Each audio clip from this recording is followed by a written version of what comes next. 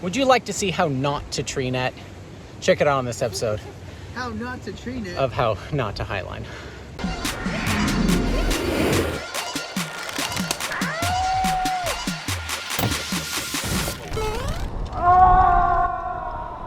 Hi, I'm Ryan Jinks, and welcome to A Tree. We're going to show you how to set up a tree net that can be super fun for either kids or if you're a kid stuck in an adult body.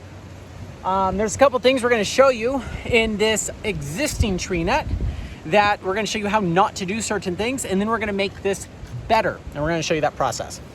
First of all, make sure you do this in a tree that's on your property or friend's property and not on public land, because we don't want to put plastic in trees that don't belong to you.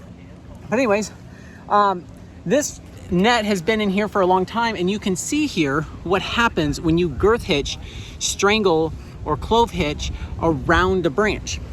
And that is something we really want to focus on today, is how to connect it to the tree instead of having this happen, which after enough time fucks it up.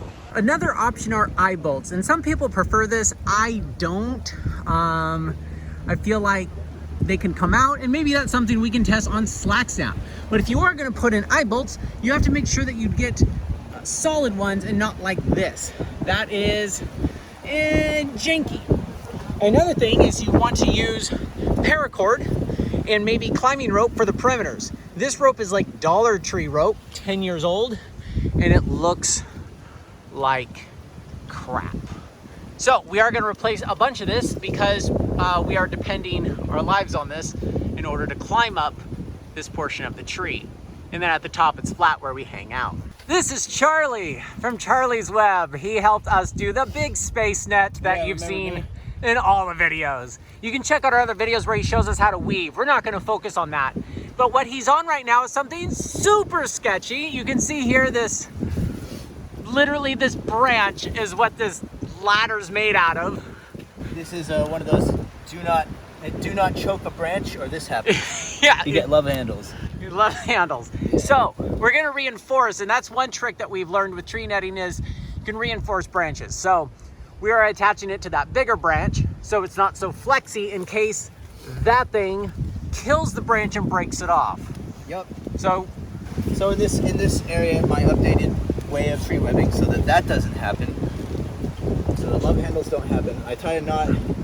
I tie it so that there's no restriction whatsoever. It stays a central open loop. It stays the same size. When I tie it off, the tree can grow around that now. Yep. So go around the branch itself and not the Dollar Tree rope. Yeah. Okay. Because we're going to reinforce the branch, You not. know how old this is? Huh? This has been here for about 8 years. 8 years? Yeah. Oh my god.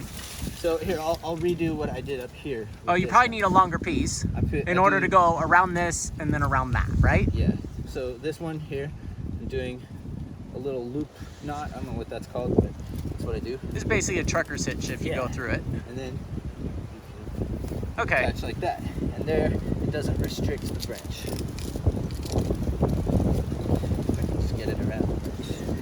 And in paracord, technically, is the way this is configured is rated about 300 or 500 pounds, you know, based on with all the knots in it. But that right there makes this whole ladder twice as safe, even though it's one strand. If you really wanted to make it stronger, you would do this twice or wrap around this guy again. But I feel way better before going up this now. Well, the real thing that this web and most tall webs like this do is it challenges your fear of heights. Because the biggest the biggest safety thing you can have is knowing what you're doing when you're up here. Well, you spend a lot of time in trees, so. Yeah. All right, I'm gonna climb this now. All right, cool. All right, what are you doing, surgeon? Whoa, is that safe? Everything's safe. Everything's safe? That's not a... Yeah, that's not true, folks. Well, hold on. If you cut that, isn't that holding the branch? It's okay. I got my handhold up here. So oh, good. The weight's being distributed pretty well. Jesus. Anyways, this is a really shitty net, and what we're going to do is remove it because we don't want people to trust it. I hope people have a good sense of, I don't know. But you can see that people get creative with what gets woven in here. That's a garden hose. Yeah, so we're gonna clean all this stuff up and then go up there and reinforce the top. So I'm securely hanging on to this garden hose while Charlie is reinforcing. Luckily, the garden hose is just a fun little addition. It's just so you can wrap around the, you want to wrap around the branch, or do you want to wrap just around the rope? Well, for this specific section, it's gotten worn out quite a bit and everything's sort of gotten loose. So I'm just going anywhere where I can grab something and pull it one way. Well, I'm saying at the beginning, do you want to start around the branch, and that way you have like a solid foundation? Well, for this specific section, there's so many attached to the branch, I don't think it really needs it. So my goal is only to tighten the web and make it nice and taut, so that you can grab onto it and it doesn't feel all wiggly. Okay. So I'm not really doing that right now. Gotcha. I love the garden hose. Oh my gosh. So yeah, you got such the other one. Such a good use of. Made out of garden hose.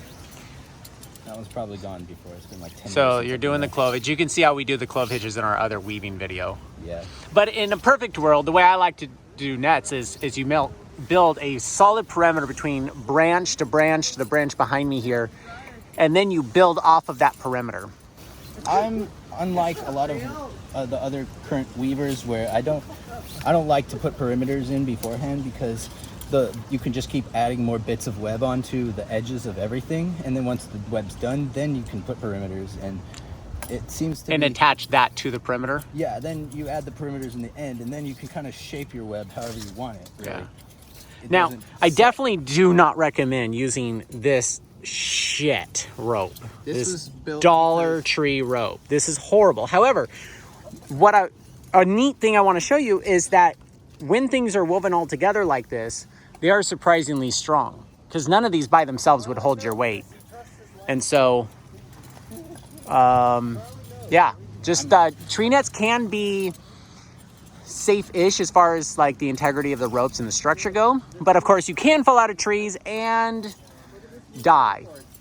So please don't fall out of a tree and then sue me because I said it was safe. You want to weave with the knife? I mean, I should close it probably. It's probably gonna slice me at some point. Or the net. I'm Dr. Danger over here, so. That's the goal. That's the goal way up there. What are you up to? Having a good time in a tree.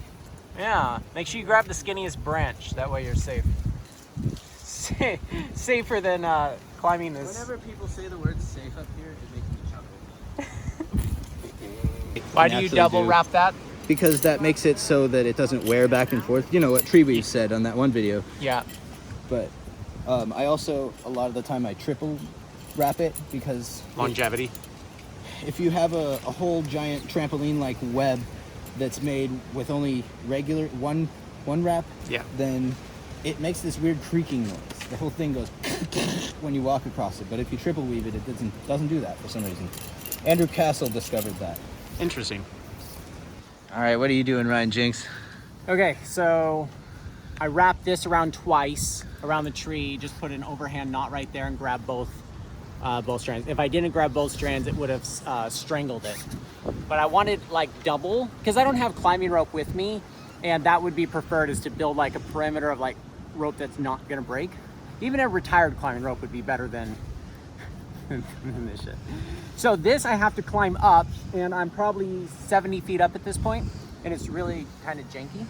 So I'm going to take this, which is secured to the tree, and kind of weave it into this in case in case it breaks. So, and in a perfect world, not that this rope's that good, but it's nice to be clipped in if you're working up here. So maybe take a span set or a rope and tie yourself in as you work. How not to tree net. So I go that direction, we'll wrap it twice, just like we learned.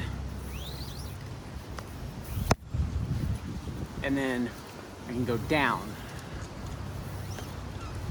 I just kind of want to reinforce all this. Now, when I get to a certain point, if I want to hold up, let's say this down here, ideally you don't want to pass up, but I don't really care right now, is I'm going to clove hitch. And we show that in our other videos. We're clove hitching this right here. So this can't go back, and I can go loose, and I can go any direction now if I want. There's a lot of gaps right here. So what I'm gonna do is put this in my pocket. And I kind of like the idea of going around the branches so we can eventually eliminate these strangulations around the tree. And what I like is this is actually pulling the branches up and not taking a branch that is facing down and pulling more down on it. It's nice when you're pulling in the strongest direction of the wood. If I want to continue anything, it's nice to work in small pieces, kind of like shibari. You like doing shibari on trees, is you just take this and you do an overhand knot. Every strand of this is seen so little that you just don't need, the reduction of strength in that is irrelevant. I feel so much better about climbing this. Oh, it look, is. A handrail. Sort of. Is that what that is? Not much of a sturdy handrail, but you know, it's there. But anyways, yeah, we can dive more into detail. I just had a few minutes today to make this video, and I put on Instagram just yesterday, and people said, yes, they want to see a video like this. So you can clearly see, as I said on this net, how this rope is wrapped around these 3 big branches, and that it is basically kind of a space net. This is a pretty good one. This is a nice transition before we get to the higher one, which is right there. Can't see them, but there's like 4 more levels up there. Ask questions in the comments, hit the like button, and in the description below we'll put where the best price for paracord is. It's only 50 bucks for 1,000 feet, so check that out. And this is definitely not safe. Therefore, you shouldn't space net.